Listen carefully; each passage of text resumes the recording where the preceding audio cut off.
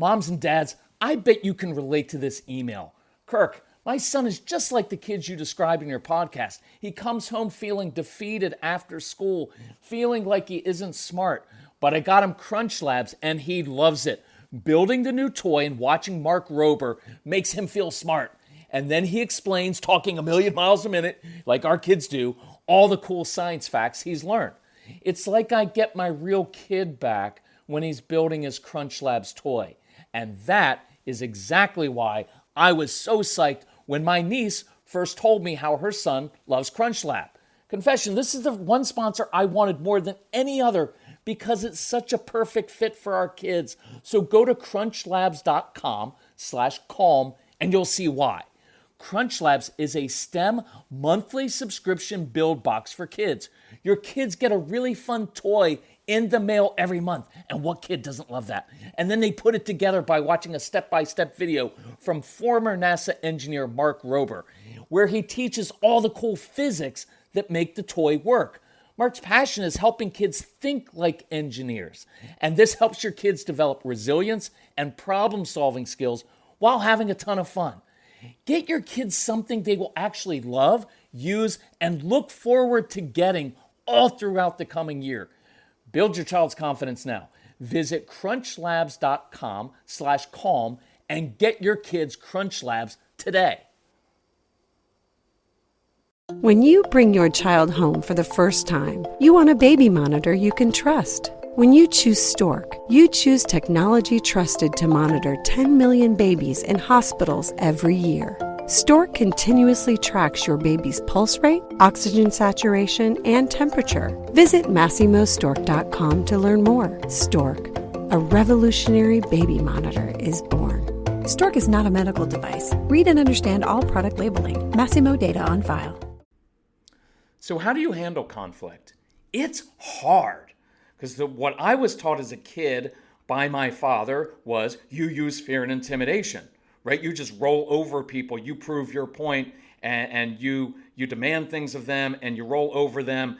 And that fear and intimidation is a great way, if you're in a position of authority, to get your way.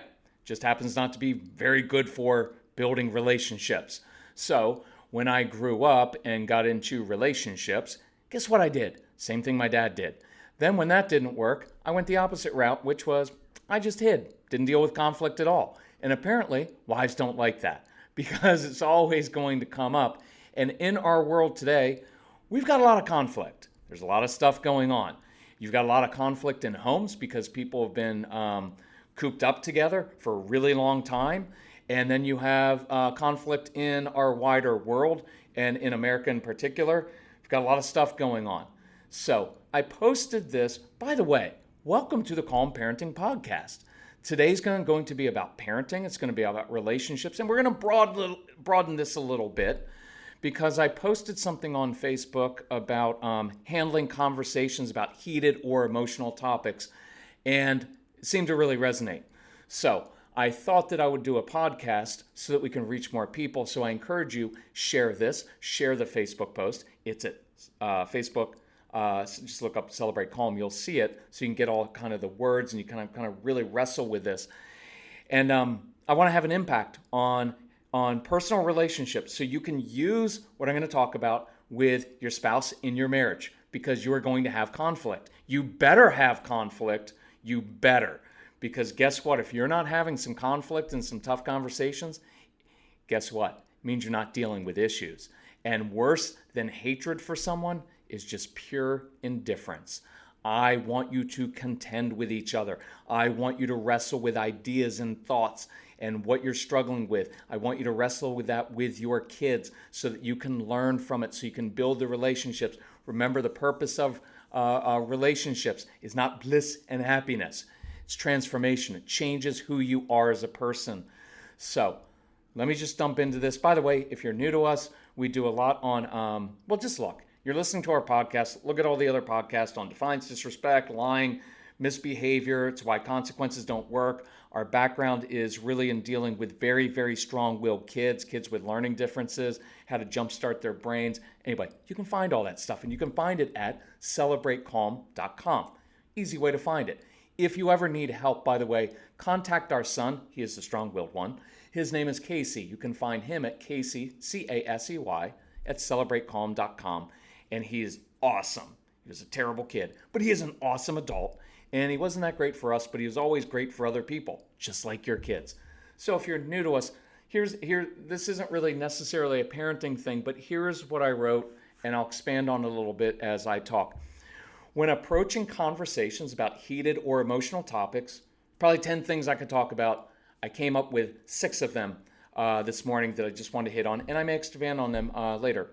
For now, I'm just going to focus on these 6.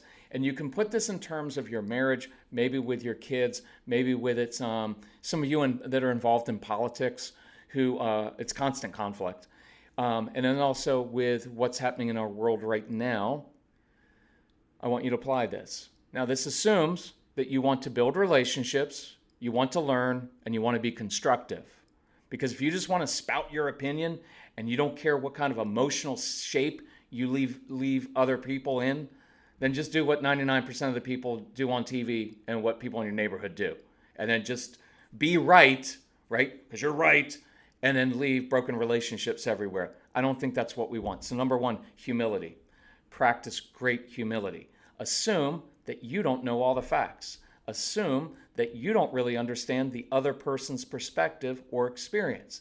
Assume that you're blind and that you have confirmation bias, that you consume opinions and viewpoints that merely reinforce your own, and we all do that every day without even realizing it.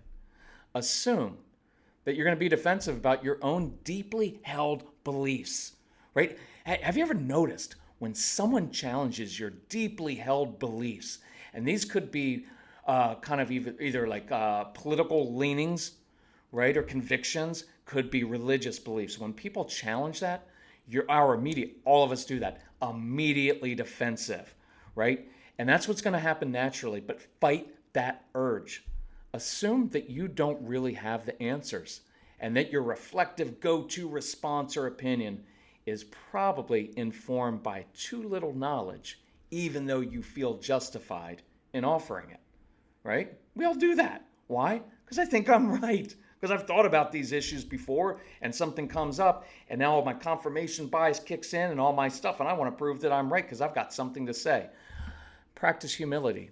Assume that you don't know. Assume that you don't know what your wife or husband is really going through or thinking. Assume that you don't really understand their motivations because they're probably, most likely, different than you think. Number 2, listen and ask questions. Watch how this happens.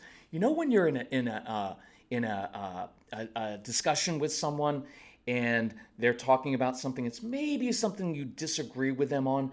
While they're talking, you're not really listening because you're composing your own reply to them instead of really listening. I know I do that all the time. I'm thinking like, okay, I can hear this. I know what they're going to say. So let me think like, what are the words? How can I counter that? Instead, just listen. And I love this line.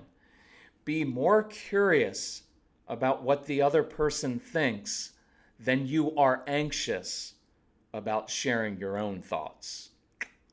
That'd be really good when you're talking to your spouse. Instead of spouse mentions something, instantly defensive. I don't do that. No, that's not what it, and now we're not listening because I'm coming up with all the reasons my wife is wrong instead of actually listening. Number 3, it's a pretty easy one. Never, ever attack another person's motives unless you want yours attacked. Few things feel worse than being misunderstood. Don't make it personal. Take the high road. I will tell you, most of the time, you and I are wrong when we're trying to get to other people's motives. We really don't understand other people. Watch, if you want something really cool, watch how often you and I project our own motives onto other people. My son's reading Dostoevsky. My son didn't read anything when he was a kid. But what we learned was we wanted to instill in Casey curiosity, a love of learning. And now he's reading things like Dostoevsky, which is really hard to read. But he's reading this 19th century, 1800s Russian literature. And one of the things Dostoevsky said, who was really a great psychologist in many ways, was you project what you know. And so if you're by nature kind of a skeptical, cynical person and you lie, you will think that other people are being skeptical or other people are lying because that's what you do. So don't attack other people's motives and don't assume that you even know what they are. Because that's happening a lot right now in our country, politically and in all the other things going on. Number 4, assume that you're not going to convince the other person that you're right, because you probably aren't. I'm 54. I grew up a certain way. I have had certain political beliefs. In all of my years, I never ever convinced someone to say, you know what? All my life, I've believed this, but after I heard your forceful explanations and all of your wisdom, all of a sudden I changed my entire worldview. It's never happened. You know what I usually prove? That I'm just a jerk, because I'm not really interested in the other person. I'm interested in changing their mind, and they know it, and you know it when people do it to you. It doesn't work. So it shouldn't be your goal. A more mature approach is to have a desire to better understand others.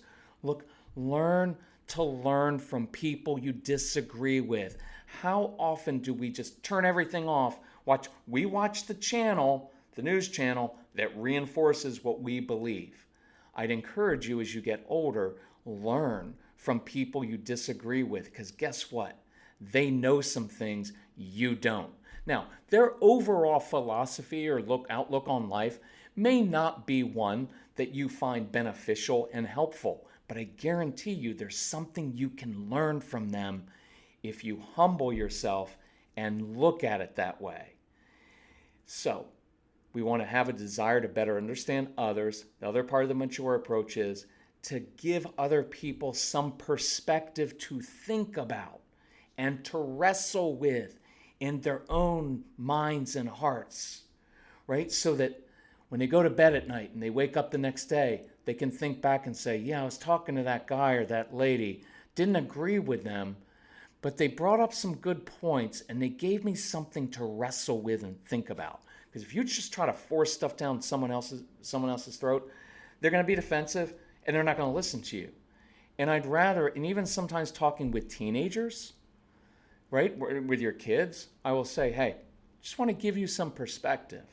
Here are some things I've learned in my time on Earth. I'm not going to force you to believe this. Just think about it sometime. And now you give someone else ownership.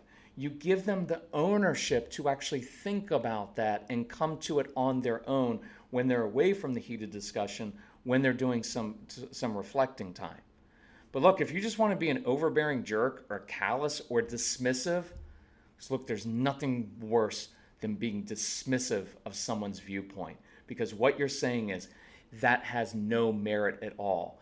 And almost every viewpoint has some merit. May only have 10%, but there's some truth in there. And so don't dismiss it. Or if you're arrogant, they will not hear truth and they will not consider your viewpoint.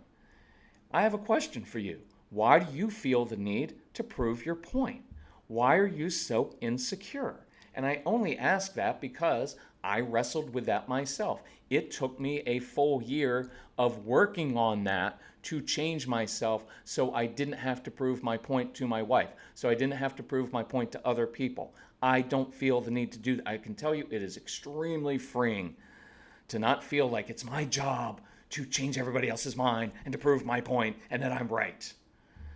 Why does this burn so deeply inside of you, inside all of us? Spend some time considering that. And that relates to number 5. Before you try to take that little speck out of your neighbor's eye, first work on that big fat log in your own, right? You know that principle. Before you try to fix someone else and control someone else, work on yourself. Own your own mess, right? That would keep most of us pretty busy every day. For me, full-time job. And I find when I'm in one of those modes where I'm like commenting on other people, right? I'm commenting on them. I'm in many ways usually judging them and their motives. There's this little thing pinging in my heart that says, you know what? You're not perfect. You got your own issues, my friend. Maybe you should deal with those. And I, like all of us, I'm guilty of that sometimes. And I try to say, you know what? Sorry, forgive me for that. Let me focus on my own issues. Because the only person, this is a big celebrate calm thing, the only person in life that you can control is yourself. And the quickest way to change your child's behavior, especially in parenting, is to first control yourself. It's not to control other people's behavior. Work on your own stuff. Own it. I will tell you, in our experience, we've worked with almost 1 million parents and teachers. It's a lot of people over 20 years. And what I have found consistently is this. Whenever we're working with married couples, because we've got this cool Calm Couples University marriage program, it always is this. Almost always is this. One parent comes and says, well, he's doing this, he never does that. And then you talk to, well, she doesn't do it. And everybody's got their own narrative, and everybody falls into the victim-villain mentality, right? Well, I'm just a helpless victim, and it's not my fault. It's just because he or she is so bad. That never works. Two people make up a relationship. I'm not blaming. There's abuse. There's other kind of things. So we're not doing any victim blaming in this at all. Not at all. But you always have to own your own part, because you play a part in every relationship, and in society, it will only change when each side, or each of the many sides, owns their own part as well. It doesn't work to point the finger at other people and say they need to change. You can do that, but you also have to say, here's what I'm going to do also. And number 6, it's pretty good advice. Love your neighbor as you love yourself. That's what, look, even if you're not religious, I think you pretty much get behind that one, right?